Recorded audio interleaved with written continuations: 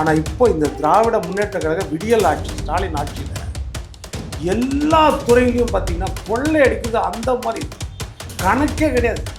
லட்சக்கணக்கான கோடிகள்ன்றது ஒன்றுமே கிடையாது, சாதாரணமான விஷயம் மாதிரி ஆயிடுச்சு. அப்போ மத்திய அமைப்பு அமலாக்கத்துறை அவங்க வந்து ஒரு விசாரணைக்கு போகிறாங்க. யார்? KN நேருடைய சகோதரர் மணிமன்னன், ரவிச்சந்திரன், 2 பேரும் வந்து ட்ரூ வேல்யூ ஹோம்ஸ் என்னமோ ஒரு 30 கோடி பேங்க் லோன் வாங்கிட்டு அது கட்டல அப்படின்னு சொல்லிட்டு அதுக்காக விசாரணைக்கு போகிறாங்க. ரைடு பண்ணி அவர் இடங்கள்லாம் விசாரித்தா வேறு டாக்குமெண்ட்ஸ் எக்கச்சக்கமாக 2538 பதவிகளுக்கு 25 லட்சத்துலேருந்து 35 லட்சம் லஞ்சம் வாங்கியிருக்கீங்க, கொள்ளையடிச்சிருக்கீங்க. அப்பாவி இளைஞர்கிட்டையும் அதுக்கு எழுதுகிற எக்ஸாம் எழுதுன எத்தனை பேர்? 2 லட்சம் பேர் அந்த பரீட்சை எழுதணும். அப்போ 2 லட்சத்துலேருந்து 2538 பேரை நீங்கள் தேர்ந்தெடுத்தீங்க.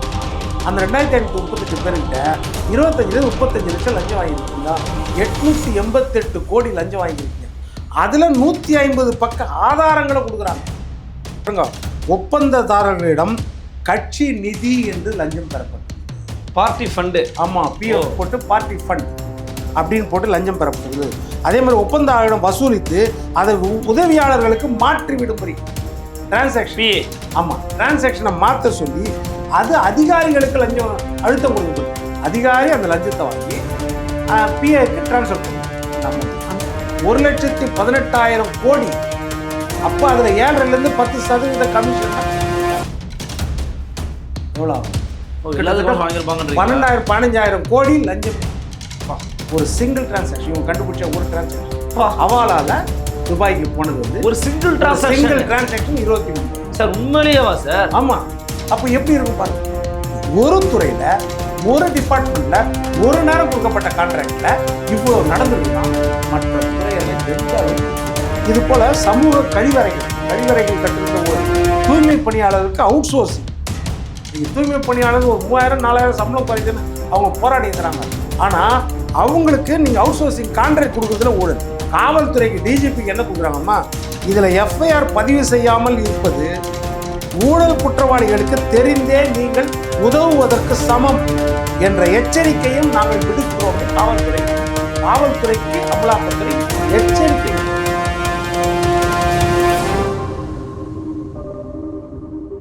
நிம்மதி ப்ராப்பர்ட்டி மேனேஜ்மெண்ட். கான்டாக்ட் 7667008999. நலம் தரும் நல்லார் சித்த மருத்துவமனை. இதய நோய், சர்க்கரை நோய், பக்கவாதம், சிறுநீரக பிரச்சனை, தண்டுவடம் மற்றும் மூட்டு பிரச்சனைகளுக்கு மிகச்சிறந்த மருத்துவமனை. கிருஷ்ணகிரி, சென்னை மற்றும் மதுரை. தொடர்புக்கு 8807666117 மற்றும் 8807666618. ஃபோர்த் ஸ்டேட் தமிழ் நேயர்களுக்கு அருள்மொழிவர்மனின் அன்பார்ந்த வணக்கங்கள். இது உங்கள் ஃபோர்த் ஸ்டேட் தமிழ் வழங்கும் பெருதினம் பெருதுகள் நிகழ்ச்சி. இன்றைக்கு நம்மோடு மீண்டும் இணைகிறார் அரசியல் விமர்சகர் திரு பொன் வில்சன் அவர்கள். வாருங்களோட ஒரு சிறப்பு நேர்காணல். வணக்கம் சார். வணக்கம் சார். இப்போ அண்மையில் ஒரு முக்கியமான ஒரு நிகழ்வு தமிழ்நாட்டை வந்து கொஞ்சம் திரும்பி பார்க்க வைத்திருக்குதுன்னே சொல்லலாம். காரணம் என்ன அப்படின்னா, தொடர்ச்சியாக அமலாக்கத்துறை மற்றும் மற்ற நிறுவனங்கள், மற்ற அமைப்புகள்லாம் வந்து பார்த்திங்கன்னா வேண்டுமென்றே ஏதாவது ஒரு விஷயத்த பண்ணுவாங்க அப்படிங்கிற மாதிரி செய்தி வெளியாகிட்டு இருந்துச்சு. ஆனால் இப்போ நீதிமன்றம், ஹைகோர்ட் ஆஃப் மெட்ராஸ் வந்து பார்த்திங்கன்னா இவர் மேலே எஃப்ஐஆர் போடலாம் அப்படின்னு நம்முடைய சிட்டிங் மினிஸ்டர் மரியாதைக்குரிய ஐயா KN நேரு அவர்களுடைய துறை நடைபெற்ற சில விஷயங்களை வச்சு பேசியிருக்கிறாங்க. இதில் குறிப்பிட்டு சொல்லணும் அப்படின்னா, ரொம்ப நான் ஏன் தமிழ்நாடே திரும்பி பார்க்குற மாதிரி ஒரு மேட்டர் நடந்துக்குன்னு சொன்னோன்னா, IAS IPS அதிகாரிகளுடைய பேர் இடம்பெற்றிருக்குது. வருண்குமார் IPS பேர் இடம்பெற்றிருக்குது. மதுபாலன் IAS அவருடைய பேர் இடம்பெற்றிருக்குது. இவங்கெல்லாம் வந்து எதுக்கு இடைத்தரகர்களாக செயல்பட்டாங்கிற அளவுக்கு வந்து பார்த்தீங்கன்னா விமர்சனங்கள் எழுந்து கொண்டிருக்கிறது.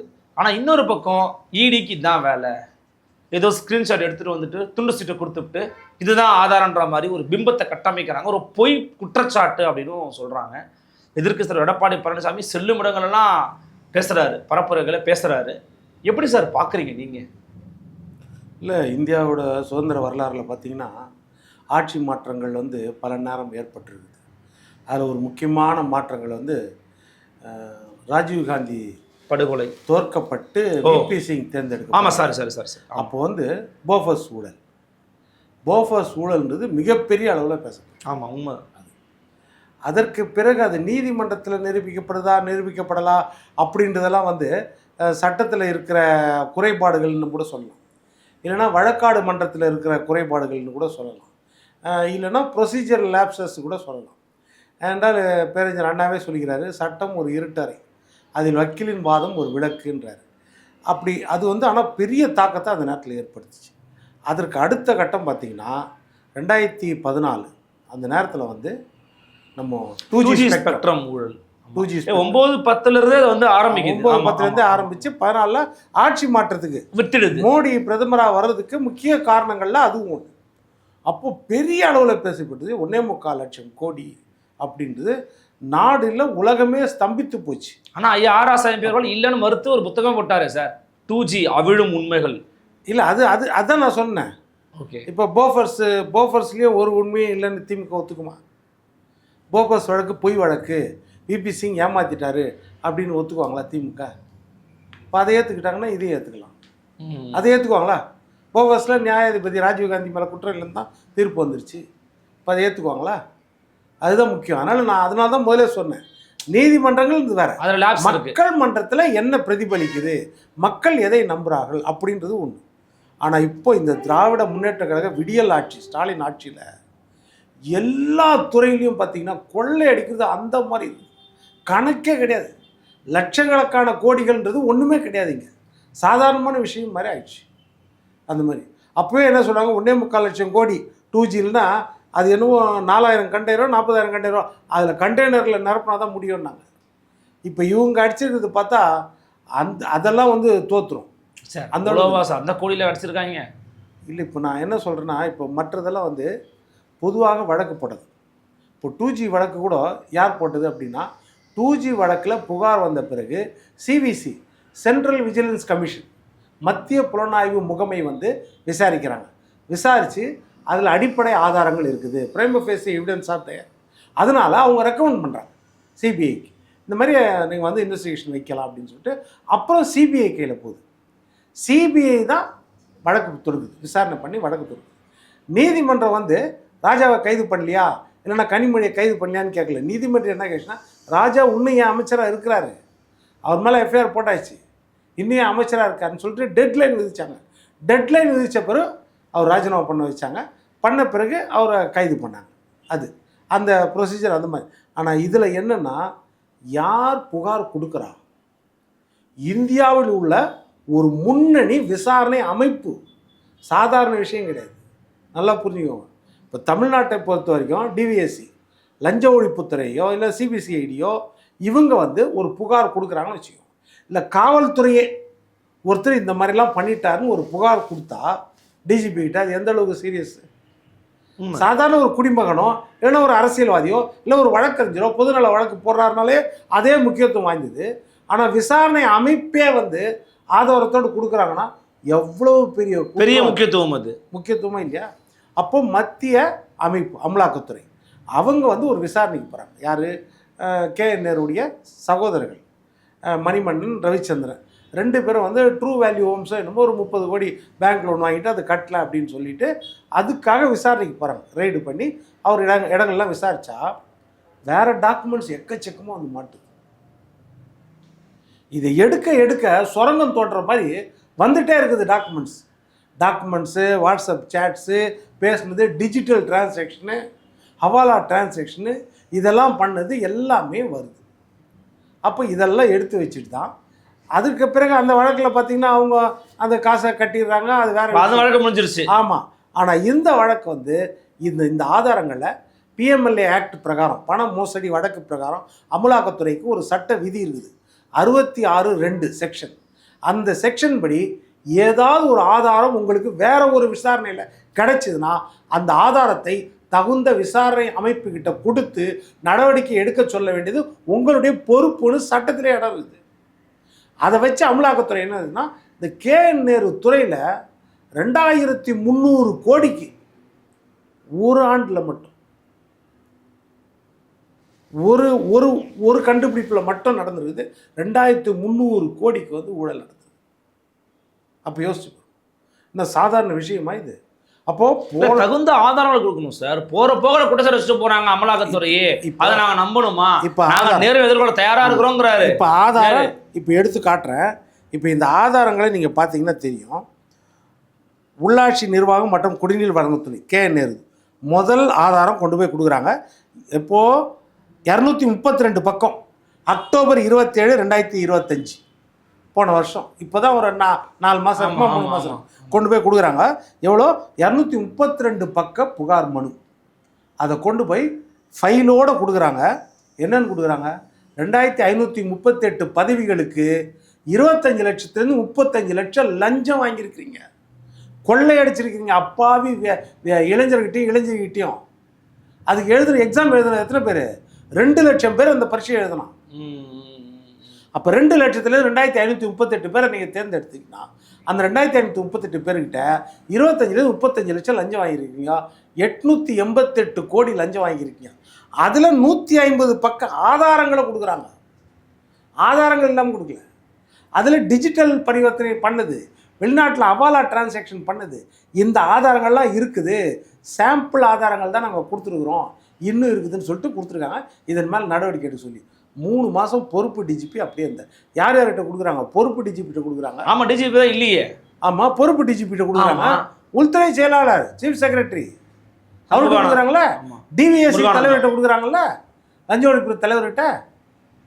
இதில் என்ன நடவடிக்கை எடுக்கப்பட்டது? அதற்கு பிறகு என்ன செய்கிறாங்க? மறுபடியும் டிசம்பர் 3 2வது ஆதாரத்தோடு கொடுக்குறாங்க. இதில் 1020 கோடி ஊழல். இதில் என்னென்ன ஊழல் நடந்துக்குன்னா, ஒப்பந்ததாரர்கள், நீங்கள் நிறைய வேலைக்கு ஒப்பந்தம் போடுவீங்கள, ஒப்பந்ததாரர்கிட்ட தானே கொடுப்பீங்க, கான்ட்ராக்டர்கிட்ட. அந்த கான்ட்ராக்டர்கிட்டலாம் எந்த வேலை கொடுத்தாலும் 1 கோடி ரூபா வேலை கொடுத்தோமா, அதில் நீங்கள் 10 லட்ச ரூபா கொடுத்துருங்க. 7.5% 10% லஞ்சம் கொடுக்கப்பட்டுள்ளது.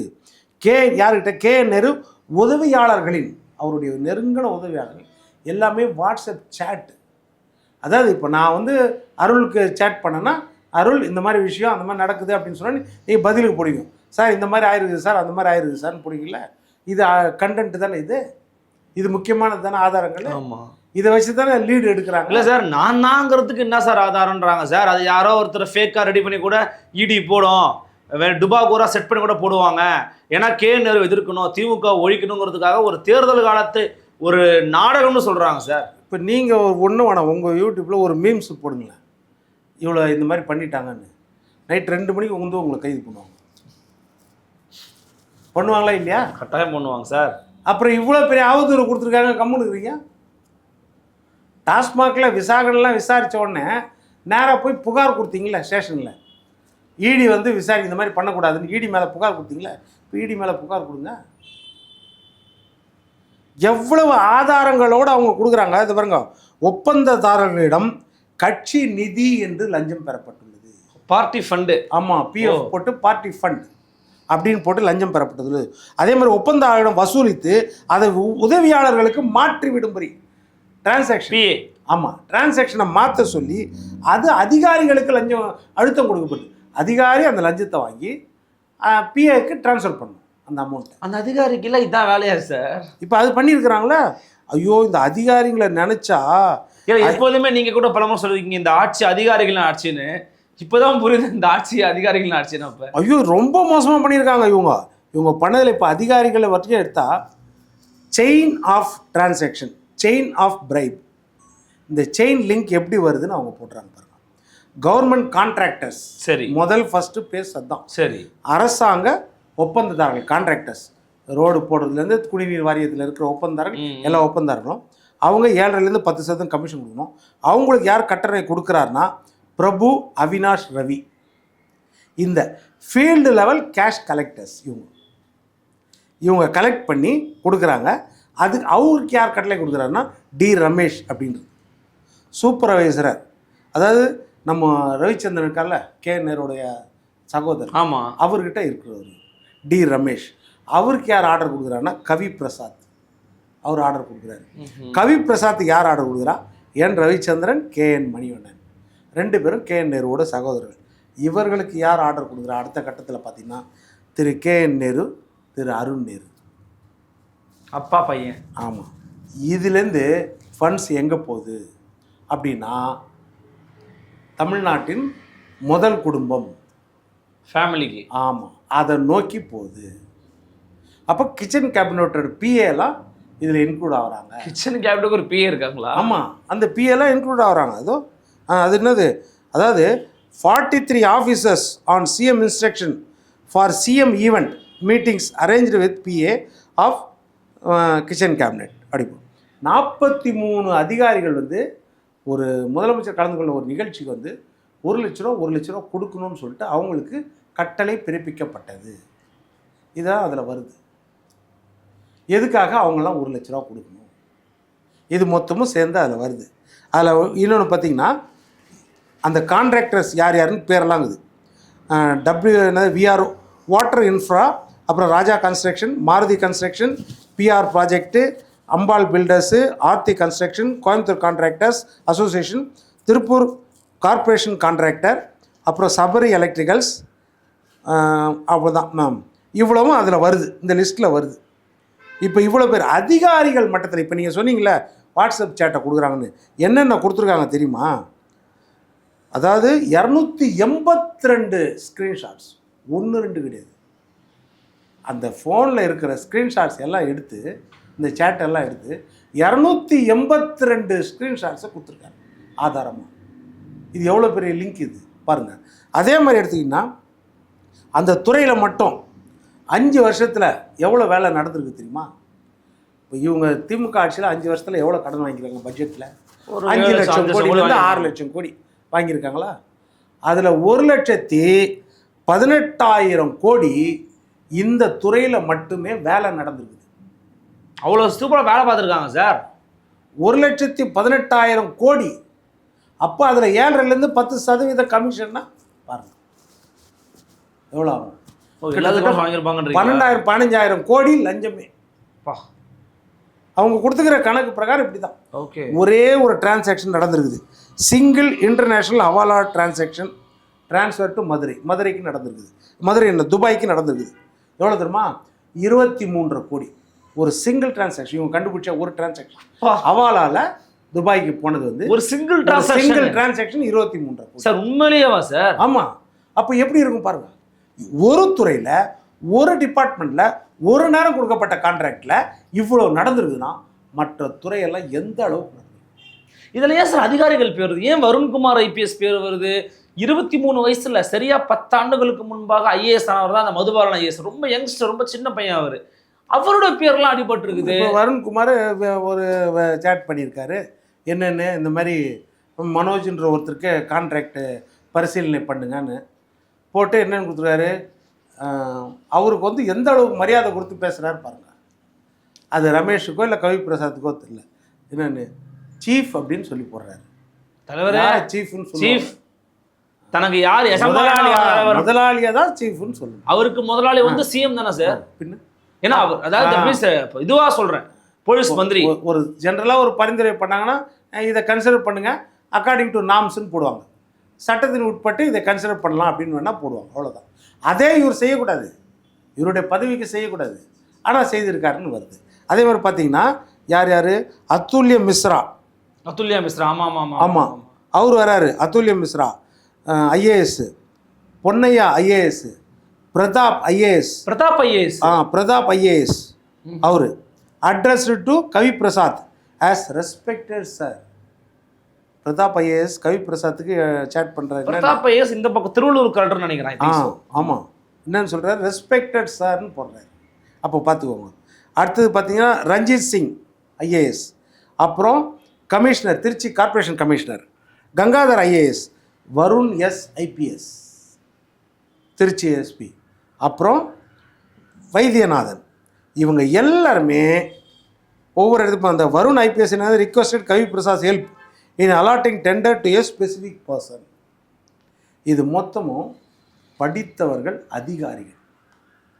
அதான் படித்தவன் சூதும் வாதும் செய்தால் போவான் ஐயோன்னு போவான். பாரதியார் சொன்னார். படித்தவன் இந்த மாதிரி செய்தால் நாடு குட்டிச்சோறு ஆகுமா இல்லையா தமிழ்நாடு? அப்போ யோசிச்சு ஜெயிக்கிறது தோக்கிறது வாக்கரசு ரெண்டாவது சார். ஆமாம், மக்கள் மத்தியில் நீங்கள் இன்றைக்கி கிட்டத்தட்ட 6 லட்சம் கோடிக்கு கடன் வாங்கி வச்சுட்டு ஒவ்வொருத்தர் தலையிலையும் லட்சக்கணக்கான கோடிகளை இறக்கிட்டு அவங்க மாதம் ஒரு 1000 ரூபான்னு சில குடும்ப தலைவிகள் கொடுத்துட்டு இந்த மாதிரி கொள்ளையில் இருந்தால் அப்போ நாடு என்ன ஆகும்? 3 முறை இதே மாதிரி தான் 3வது முறையாக திருப்பி அமலாக்கத்துறை கடிதம் எழுதுது. இதில் கடிதத்தில் அமலாக்கத்துறை என்ன சொல்ல தெரியுமா, இது இந்த பெரிய முறையீடுகளின் சின்ன புள்ளி மட்டுமே.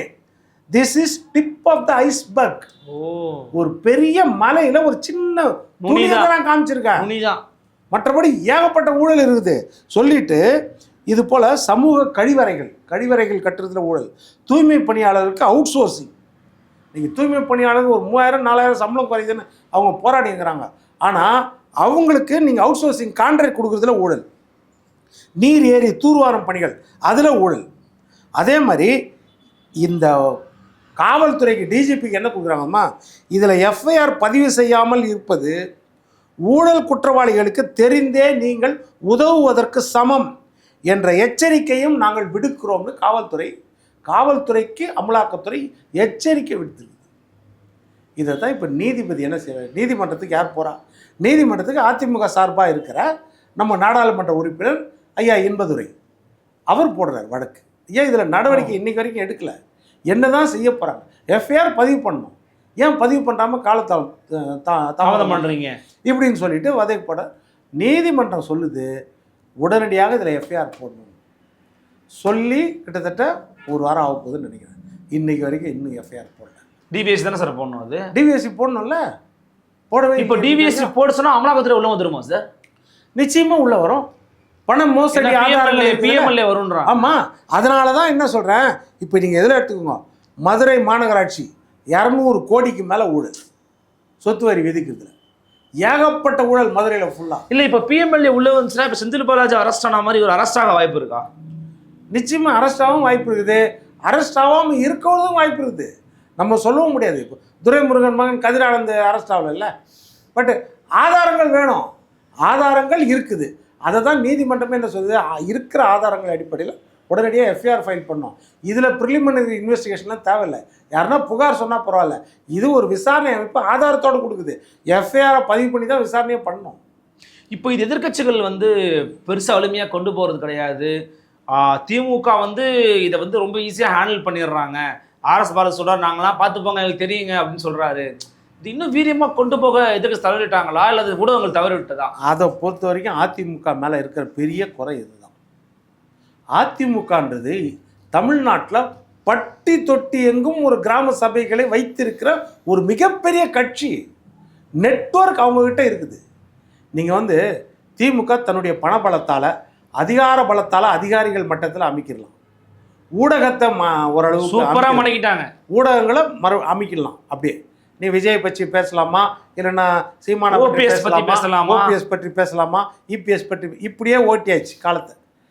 இந்த ஊழலை பற்றி பெரும்பாலான ஊடகங்களுக்கு கவலை கிடையாது, அதை பற்றி பேச முடியாது.